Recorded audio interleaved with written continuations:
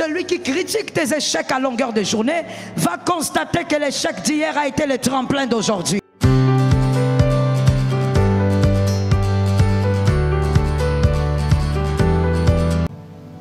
Ta grandeur n'est pas cachée dans la destinée de quelqu'un. Ta grandeur est cachée dans ta propre destinée et dans les promesses de Dieu.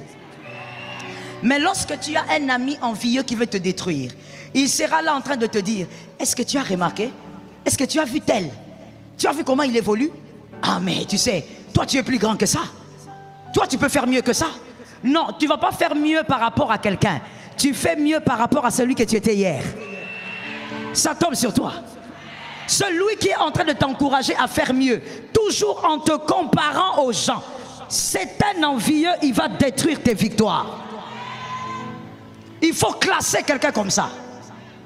Est-ce que quelqu'un m'entend? Un ami soi-disant qui est toujours en train de te dire, tu sais, toi tu fais bien les choses, mais Jean-Marc, on l'acclame par tout le monde, mais tu peux faire mieux. Sur ton couloir, il n'y a personne. Tu es seul sur ton couloir. Qu'on ne te compare à personne. Sois meilleur que ta version d'hier. Ça tombe sur qui? Attention aux envieux. Ils empoisonnent les victoires. Ils vous font croire que vous êtes grand. Mais cette grandeur, ils présentent cette grandeur par rapport aux autres. Soyez grand par rapport à votre destinée. Soyez grand par rapport aux promesses de Dieu. Soyez grand par rapport à votre hier. Soyez meilleur que ce que vous aviez été hier. La prière. Parce qu'il y a des gens connectés. Attention avec ces gens qui sont amis à vos ennemis ou aux gens qui vous combattent, vos adversaires. Regardez un peu une théorie assez imprudente, je pense. Nous réfléchissons ensemble. Une théorie sans tête ni queue, mais qui semble être de l'intelligence. C'est là où je comprends que le diable est quelque part. Ça semble être de l'intelligence, mais c'est la mort. Il y a des gens qui disent, mais attends, c'est pas parce que Jean-Louis a des problèmes avec toi qu'il doit avoir des problèmes avec moi. Si. Pourquoi tu crois que c'est intelligent? Écoute, si Jean-Louis a des problèmes avec Marc et que toi tu es ami des deux, choisis qui est ton ami. Tu ne peux pas être ami des deux. Le diable est l'adversaire de Dieu. Je ne peux pas être ami de Dieu et être ami du diable. Je veux te démontrer pourquoi. Parce que certainement quelqu'un se dit, pourquoi? Moi je vis comme ça, je gère bien. Je veux te démontrer que tu es dans l'imprudence. Si tu ne fais pas attention après Ephata, tu pleureras. Tu vas dire, j'étais dans la prière, mais tu vas pleurer après parce que tu manques de sagesse. Celui qui te combat ne peut pas avoir un ami commun avec toi. Celui qui est ton adversaire, vous ne pouvez pas avoir un ami commun. Pourquoi il se sent à l'aise de l'autre côté? Il sait qu'on te combat. Pourquoi il est à l'aise? Je suis encore en train de parler comme un humain. Bientôt je vais parler comme un aigle. Pourquoi il te combat? Jean-Marc te combat. Il a même failli t'empoisonner. Mais il y a un certain Matthieu qui est ton ami et qui est aussi l'ami de Jean-Marc. Et ce Matthieu-là, il te dit, mais tu sais, mon cher, hein, vous savez, non? Tu sais que je suis ton ami, mais je suis aussi son ami. Alors, vous savez, il faut régler vos problèmes. Non, non, non. Là où toi, tu es en amitié et que les deux amis ne sont plus amis, toi aussi, tu es en problème. Maintenant, voici ce que la Bible dit. Parce que quand on suit la Bible, c'est mieux, c'est l'absolu. La Bible dit maintenant, 1 Corinthiens 13, 33. 1 Corinthiens 13, 33. Ne vous y trompez pas, les mauvaises compagnies. Tu connais le verset, alors pourquoi tu fais ça? Je t'explique ça de manière simple, parce que peut-être ce verset te complique. Ça veut simplement dire, monsieur, je ne sais pas si vous êtes chimiste et que vous avez expérimenté ça, il faut venir nous démontrer, parce que jusque-là, moi, je n'ai pas encore vu ça. Je n'ai pas encore vu une pomme pourrie, une pomme bonne, restaurer la pomme pourrie. Je n'ai pas encore vu ça. S'il y a quelqu'un qui a déjà vu ça, il peut dire, moi j'ai déjà vu. Hein. Vous avez une pomme qui est très bonne. Vous la mettez dans un même bol avec une pomme pourrie. Vous les laissez ensemble. Après quelques temps, qu'est-ce que vous trouvez? Qui a pourri l'autre? Le pourri. Pourquoi le contraire ne se fait pas? Toi qui dis que tu peux être ami des deux, pourquoi tu ne comprends pas ça? La Bible en a parlé il y a des années.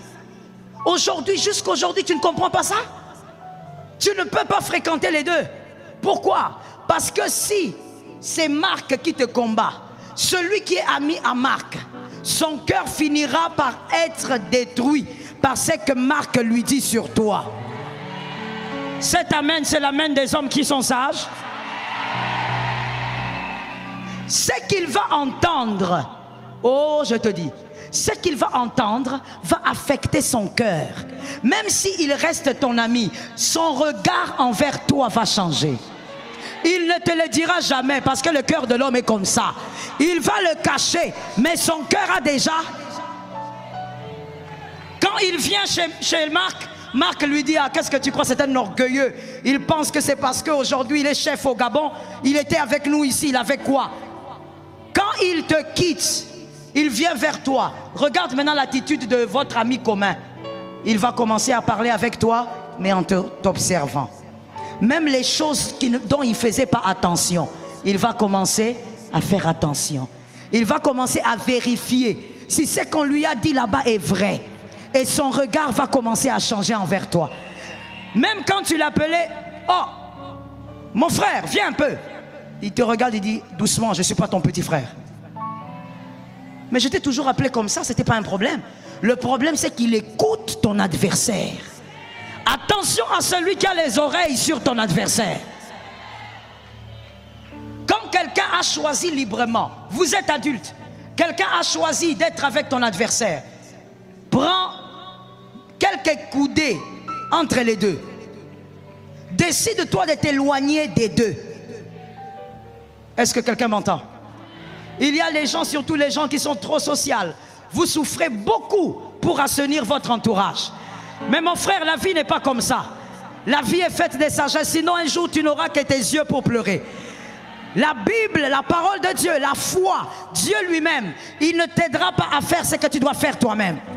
Il ne le fera jamais. Vous savez pourquoi? Dieu est un père très responsable. Il laisse le fils faire ce que le fils doit faire. Est-ce que quelqu'un m'entend? Lorsque Dieu a déjà... Est-ce que je peux parler? Non, parle-moi bien. Est-ce que je peux parler? D'accord, je te choque alors. Lorsque Dieu crée la femme et l'homme, il a déjà créé le système, tout un système de multiplication et de fécondité. Toi, tu ne vas pas te marier aujourd'hui. Et puis, comme j'avais appris pour un frère, le frère s'est marié. Il fallait maintenant que certains pasteurs interviennent. Pourquoi? Parce que depuis que le frère s'est marié, il a fait une semaine, il ne touche pas la fille. Personne ne sait pourquoi il ne touche pas la fille. Eux n'ont pas eu la lune de miel. Ils ont eu le chaos de miel. Ils font rien. Une semaine. Les pasteurs devaient maintenant intervenir. Qu'est-ce qui se passe? Pourquoi vous ne faites rien? Et c'est le gars qui ne veut pas. Écoute mon frère, quand tu te maries, tu ne vas pas dire maintenant à Dieu, Seigneur, viens maintenant, montre-moi comment je vais faire. Non, ce n'est pas à Dieu de te montrer comment tu vas faire. Tu dois savoir comment tu vas faire. Tu dois attaquer. Monsieur, attaque, attaque. Tu attaques ta femme, c'est tout. Attaque. Est-ce que quelqu'un m'entend? Ah, ça c'est pour demain, même j'en mets une petite virgule. Je dis à quelqu'un, frère marié, ah, les frères vont dire, mais le pasteur est venu pour nous, quoi. Frère marié, il faut arrêter ce système-là. Ou quand tu veux attaquer, tu éteins les lumières. Allume les lumières, allume les lumières, allume les lumières. Je mets un point, il faut venir demain. Attention avec cette personne-là. Cette personne qui veut être amie de ceux qui te combattent. Ça sera un ennemi proche qui va emmagasiner tellement d'amertume et tu ne vas même pas t'en rendre compte. Et le dégât risque d'arriver brusquement. Que Jésus t'en délivre. Dis à un frère, sois prudent. Je préfère que tu localises quelqu'un qui est derrière mon frère. Dis-lui, sois prudent. Localise-moi 3 sœurs et 2 frères. Dis, sois prudent.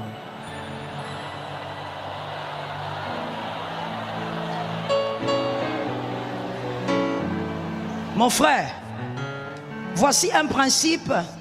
Quand vous lisez la Bible, vous retrouvez ce principe par rapport à la manière de faire de Dieu. Lorsque toi-même tu t'attires des combats, Dieu ne te délivre pas vite. Problème. Mais celui qui te parle a aussi parlé.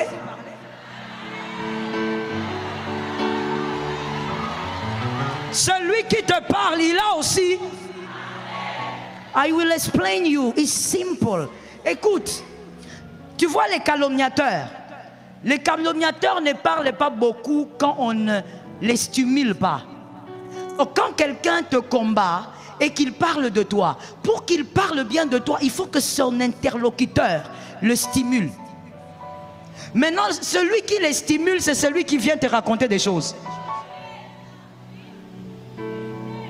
Lorsque quelqu'un te dit, on a dit des choses sur toi, dis-lui, garde ça et va faire avec ce que tu veux. Est-ce que quelqu'un m'entend bien? Surtout dans les ministères, mon frère, je te dis la vérité, c'est une leçon que j'ai compris il y a quelques années. Je veux garder mon cœur, je refuse la crise cardiaque. Est-ce que quelqu'un m'entend? Le travail est très prenant, le travail a ses stress et ses réalités. Toi, tu ajoutes encore à ça la cerise sur le gâteau. Tu viens me dire, tu sais, on a raconté des choses sur toi. Qu'il raconte et qu'il raconte encore. D'ailleurs, il y a un principe dont moi je crois. Celui qui parle de toi crée un panneau publicitaire. Par lui, on saura que tu existes. Par lui, on saura qu'il y a une certaine Jackie qui est quelque part. Et quand Dieu va te visiter, les hommes seront nombreux à l'entendre.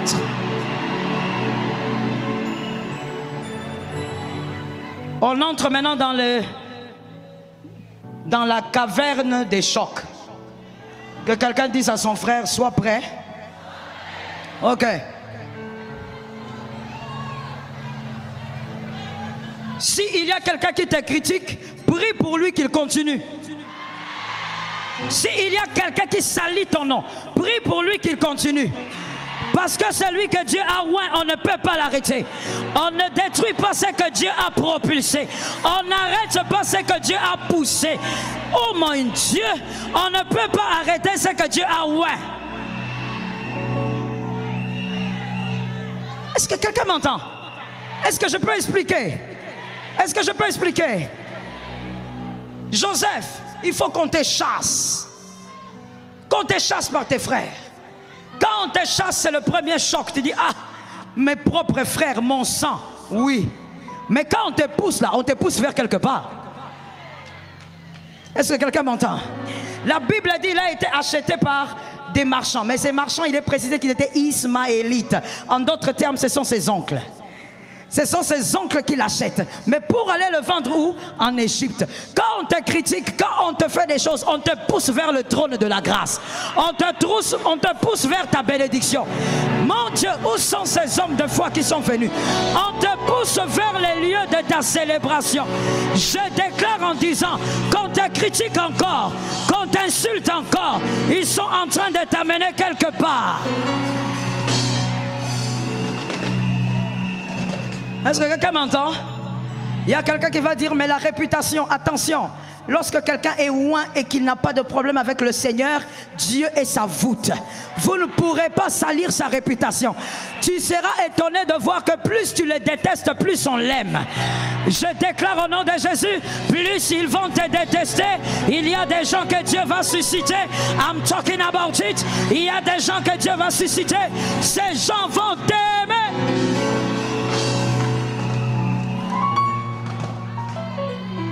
C'est comme ça que ça se passe. Voilà pourquoi, finalement, quand les gens viennent voir Joseph, ils sont choqués.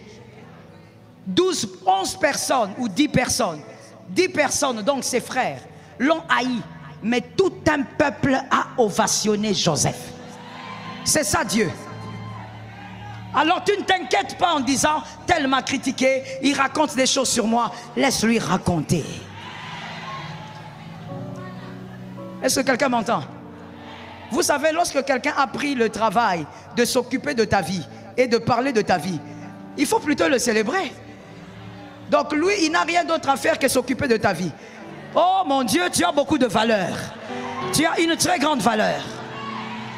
Est-ce que quelqu'un m'entend? Attention avec ce genre d'amis. Moi, je ne suis pas de cette théologie-là qui pense que, attends, je suis en problème avec toi, tu m'aimes pas du tout, mais on peut avoir un ami commun. Non, il n'y a pas d'amis commun. On ne regarde pas vers la même direction. Les gens qui marchent ensemble, la Bible dit, 2 personnes ne peuvent marcher ensemble s'ils ne s'accordent. Vous devez vous accorder. Est-ce que quelqu'un m'entend bien? Ma soeur, je te supplie, le monde est devenu très mauvais, fais attention.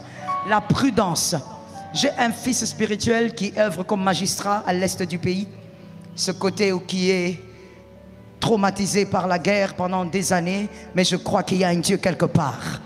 Il y a un Dieu qui donne la victoire au peuple. Et quand le Dieu d'Israël s'élève, même les esprits entrent en jeu pour gagner la bataille. Et donc mon fils qui est magistrat là-bas, il a 4 ou 5 enfants si je ne me trompe. À l'époque, quand j'étais allé travailler là-bas, son dernier enfant avait, je crois, 1 année. On avait empoisonné tous ses enfants. Yes. On ne parle pas d'empoisonner le père, la mère, non, les enfants. Mais heureusement, comme c'est un coin où le poison circule beaucoup, la mère a eu le réflexe. Elle a vu que les enfants vomissaient, ils n'allaient pas bien. Elle a dit, c'est le palu ou c'est quoi? À un moment donné, elle a eu un bon réflexe. Elle a pris les enfants. Ils sont allés à l'hôpital. On a dit, oh mon Dieu, ils sont tous empoisonnés. Celui qui a empoisonné les enfants cherche le père. Ce n'est pas les enfants qu'on cherche. Regarde comment le cœur de l'homme est devenu. On veut te détruire toi, mais alors on veut te voir enterrer tes enfants. Pendant que toi tu célèbres le diplôme de ta fille, il faut savoir qu'il y a des gens qui cherchent à enterrer sa destinée. Alors je te donne aussi un conseil gratuit, s'il te plaît. Toi qui ovationne et même est entré dans une adoration toxique face aux réseaux sociaux, fais un peu attention. On ne présente pas aux hommes tout ce qu'on est. On ne présente pas aux hommes tout ce qu'on a. Certaines choses ne doivent pas se voir sur les réseaux sociaux. Je parle autrement parce que là tu n'as pas compris. Je dis cache tes fiançailles, cache ton mariage, cache tes enfants, cache ton argent, cache tes affaires, cache tes amitiés, cache tes résultats, cache tes résultats. Cache-les. Il y a des hommes méchants, le monde, le cœur de l'homme est mauvais. Nous sommes au temps où l'apôtre Paul avait dit à Timothée, les hommes sont devenus fanfarons, méchants, orgueilleux, destructeurs. Vous verrez quelqu'un qui veut vous détruire pour rien. Une fois, j'aime dire ça, il y a peut-être 10 ans de cela, ou 11 ans même en arrière, dans mon bureau, pendant que je recevais, après un culte, il y a une dame qui vient me voir. Elle me dit, pasteur, voici mes problèmes. Je dis, ok, on a parlé, on a prié. Et à la fin, elle me regarde, elle me dit, je ne peux pas sortir de ce bureau sans vous avouer quelque chose. Je me suis senti très mal quand vous étiez en train de me conseiller. Parce qu'en réalité, pendant longtemps, sans vous connaître, sans vous voir même de près, je vous ai détesté. Sans jamais avoir vu même votre photo. J'entendais parler de vous dans le quartier. Je vous ai détesté parce qu'il y avait des gens qui me disaient ceci, qui me disaient cela. Le cœur de l'homme est devenu compliqué. Il y a quelqu'un qui ne t'a jamais vu mais qui peut t'haïr simplement par ton nom. Que Jésus te préserve de toute forme de stratégie diabolique, de toute mort satanique, que Jésus te préserve. Que Jésus te préserve contre la victoire. Évitez les personnes qui parlent uniquement et continuellement de vos échecs. Évitez-les. Aimez-les de loin. Ne les fréquentez pas. Les personnes qui parlent uniquement et continuellement de vos échecs. Écoutez bien s'il vous plaît. Même Dieu, my God, l'homme est mauvais, hein? Le cœur de l'homme.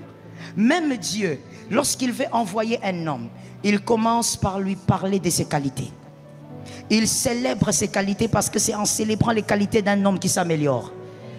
Je donne un conseil gratuit aussi à un homme qui est ici. Ce n'est pas en condamnant ta femme continuellement qu'elle va s'améliorer. Plus tu parles des erreurs d'une personne, plus tu l'enfonces. Pour qu'une personne s'améliore, présente-là les qualités. Célèbre ses qualités. Et cette personne va s'améliorer. Dieu regarde Gédéon. Gédéon se sent petit, il dit vaillant héros. Mais il a trouvé Gédéon en train de battre la farine. Et la Bible précise, il bat la farine pour cacher. Donc en d'autres termes, c'est un timoré. Mais comment il appelle vaillant héros? Ça sert à Dieu. Dieu, quand il vient vers toi, il te présente d'abord tes qualités.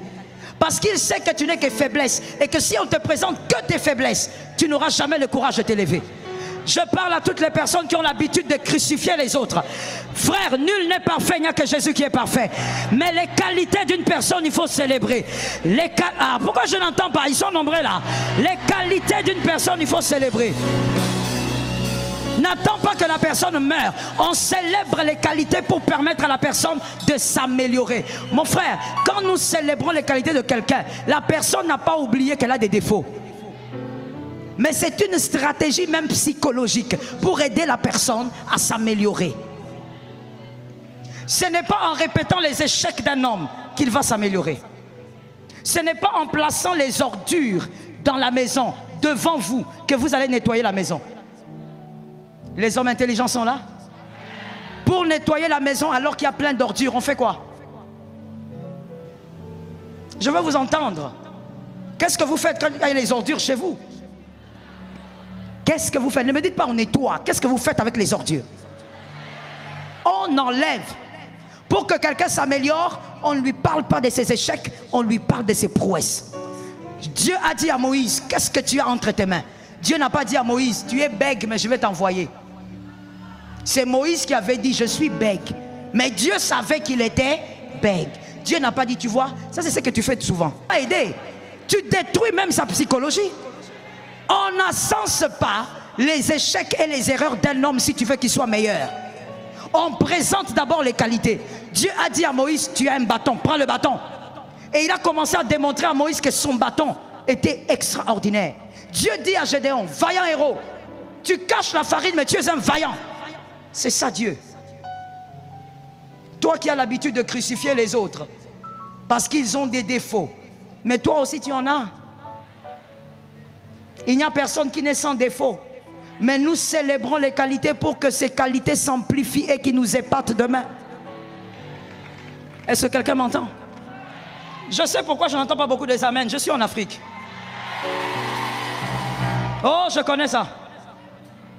En Afrique, ça. Le cœur est noir. Ça veut dire depuis la maison, on t'a éduqué de manière à ce que tu ne célèbres personne. Vous écouterez même quelqu'un dire, moi je ne crois en personne. Ils sont tous pareils. Tu crois que c'est une qualité? Non, tu as un déficit. Tu es dans l'incapacité de faire confiance aux gens. C'est un déficit. En Afrique, on a un problème. On a du mal à reconnaître la grandeur de l'autre. Regardez les visages, regardez, regardez. Regardez déjà. C'est ça l'Afrique. C'est pour ça qu'en Afrique, est-ce que je choque?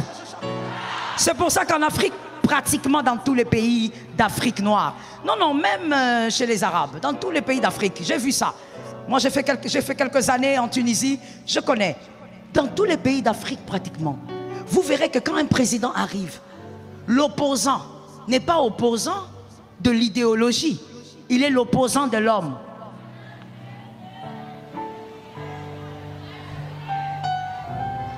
Il commence à combattre l'homme au lieu de combattre une idéologie qui ne lui plaît pas. On combat les pensées, on ne combat pas les hommes. Ça, c'est l'Afrique. Dès que quelqu'un est nommé aujourd'hui ministre, après 2 jours, qu'est-ce qu'il a fait dans ces pays? Il n'a rien fait dans ces pays. Mon frère, ça fait 2 jours. L'Africain est comme ça. Non, tu me donnes un amen que Jésus n'ait pitié de nous ce soir. Que Jésus ait même pitié de nous qui sommes ici.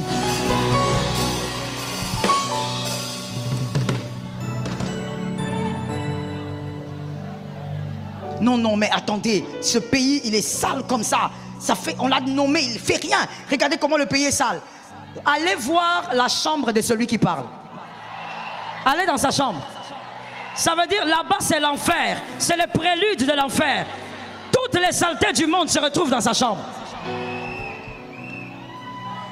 L'Africain a ce problème. Il faut guérir. Quand quelqu'un fait des bonnes choses, il faut acclamer. Quand quelqu'un a une place que tu n'auras pas, reconnais qu'il a une place que je n'aurai jamais. Donne-moi un amen conséquent. S'il y a un endroit, moi je l'ai toujours dit, je suis africaine et j'aime ce que je suis, même si c'est à recommencer, je serai africaine. Il y a des merveilleuses valeurs, mais aussi il faut voir nos problèmes. Nous avons des problèmes. Personne ne reconnaît personne.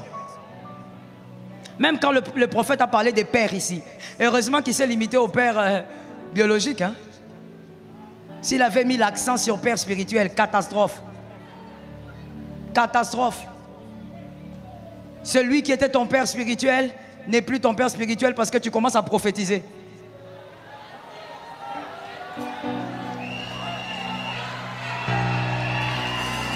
Ne fais pas semblant, mon frère, guéris.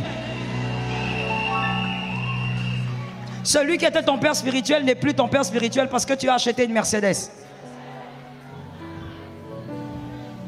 Et tu as même l'audace d'ouvrir ta bouche pour nous dire comment il sera mon père spirituel? J'ai fait des choses qu'il n'a pas fait. Quelle ignorance! Ton ignorance, il faut te donner une médaille. Parce que Jésus lui-même, qui est notre sauveur éternel, et personne ne sera comme lui, il a dit, vous ferez des choses que je n'ai pas fait. Ce n'est pas un problème lorsqu'un fils fait des choses que le père n'a pas fait. C'est en ça que tu es fils. C'est pour faire des choses que ton papa n'a pas fait. Ça tombe sur les têtes des personnes qui sont là-bas. Ma soeur, mon frère, entre nous Africains, est-ce qu'on ne peut pas régler ça au nom de Jésus? On peut régler ça au nom de Jésus, non? Il faut dans la vie reconnaître que tu n'es pas fort en tout. Dans la vie, il faut reconnaître que tu ne seras pas le premier partout. La Bible a dit tu seras la tête. Elle n'a pas dit tu seras la tête partout.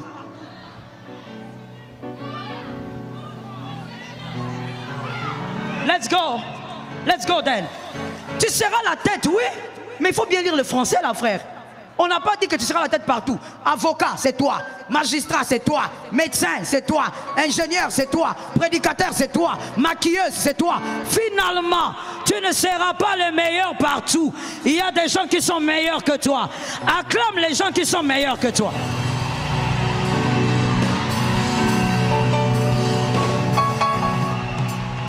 Que quelqu'un dise avec moi la culture de la célébration. L'Afrique, on doit nous injecter la culture de la célébration. Prophète Philippe, levez-vous s'il vous plaît. Non, n'acclame pas. N'acclame pas encore. La première chose que moi je check chez quelqu'un, l'humilité, parce que j'ai un mari qui est très humble. Sans vouloir le vanter, tout celui qui le connaît le sait. J'ai un mari très humble. Peut-être c'est pour ça que quand je m'approche de quelqu'un, c'est la première chose que je check. Et vous êtes humble, pas à cause du ministère. C'est mon constat. Parce que moi, quand je rencontre quelqu'un, je l'étudie. Vous êtes humble par éducation. Et il y a quelque chose maintenant que je me suis dite pendant quelques jours. Je me suis dite, Seigneur, préserve que personne ne les détruise. Je vous révèle la prière que j'avais faite dans les secrets. Je dis que personne ne les détruise, Seigneur, préserve. Parce que dans le ministère, il y a tellement d'amis. Et dans le ministère, on pense que quand on rencontre quelqu'un, il faut seulement qu'il soit ton ami. Que Dieu vous préserve. On va célébrer son cœur, on célèbre.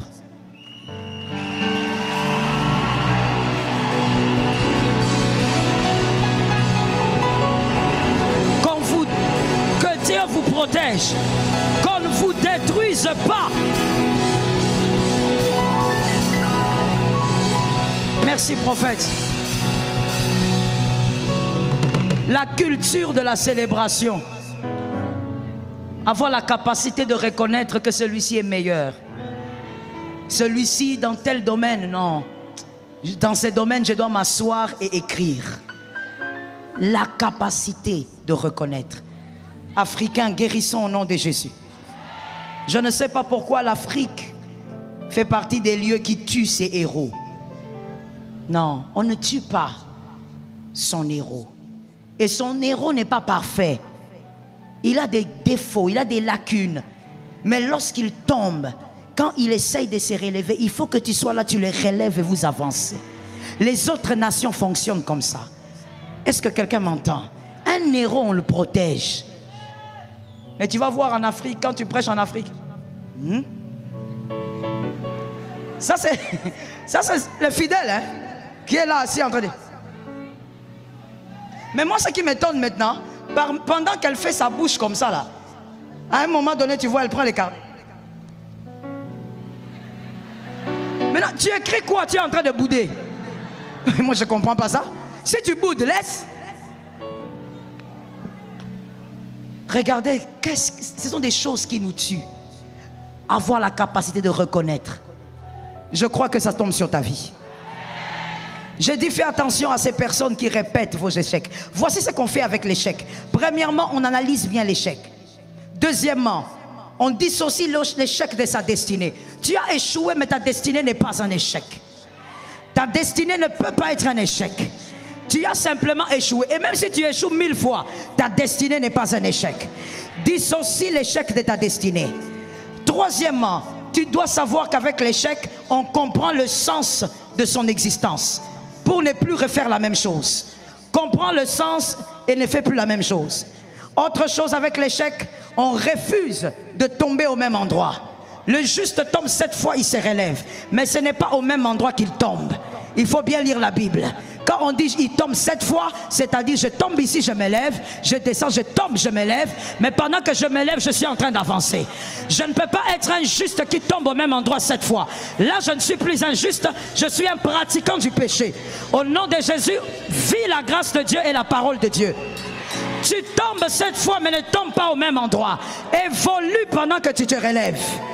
Est-ce que quelqu'un m'entend? Ce qu'on fait avec l'échec, on ressort le bon côté de l'échec, on utilise cela pour bondir. Est-ce que quelqu'un m'entend? Tu réfléchis, tu analyses, tu dissocies et ensuite tu vois le bon côté. Parce que dans tout échec, il y a toujours le bon côté. Tu sors le bon côté de cet échec et tu l'utilises pour rebondir comme un tremplin. Je dis au nom de Jésus, cet échec sera utilisé comme des marches. Ça tombe sur toi. Ton Tobija pour ceux qui lisent la Bible, je ne veux pas expliquer, je n'ai pas le temps. Ton Tobija, celui qui critique tes échecs à longueur de journée, va constater que l'échec d'hier a été le tremplin d'aujourd'hui. Ça tombe sur tes enfants et ta maison. Tobija verra que tu as bâti la muraille. Tu construiras la muraille. Tu surprendras dans ce que tu veux faire. Tobija finira par t'acclamer. Celui qui critique tes échecs verra que tu as échoué, mais c'est pour être meilleur. Est-ce que je parle à une âme? Est-ce que je parle à une famille? Maintenant, je m'adresse aux familles. Ta famille verra. Tobija verra que ta famille a vaincu cette bataille et elle a maintenu la bataille. Ton Tobija verra que ta famille a été capable de rebondir même après cet échec. Celui qui a dit que vous êtes fini a menti. Tobija a menti. Quelqu'un m'a dit il a menti. Parle avec autorité, dis-moi il a menti. Tobija a menti. Celui qui croit que c'est arrêté à cause de cet échec, il a menti. Celui qui croit que cet avortement a arrêté la fécondité amènera devant Tobija. Tu auras ce travail devant Tobija. Où sont les personnes qui reçoivent ce travail? Où sont les personnes qui reçoivent ce mariage? Où sont les personnes qui reçoivent cette stabilité? Tobija doit te voir dans la stabilité. Est-ce que quelqu'un m'entend? Quand Tobija voit ta stabilité, ce n'est pas toi qu'il voit, il voit ton Dieu. Je prophétise au nom de Jésus. Ephata, qu'on voie ton Dieu. Que Tobija voie que tu as un Dieu. Un Dieu qui ne t'a pas lâché et qui ne t'a pas oublié. Lève ta main droite et dis avec moi.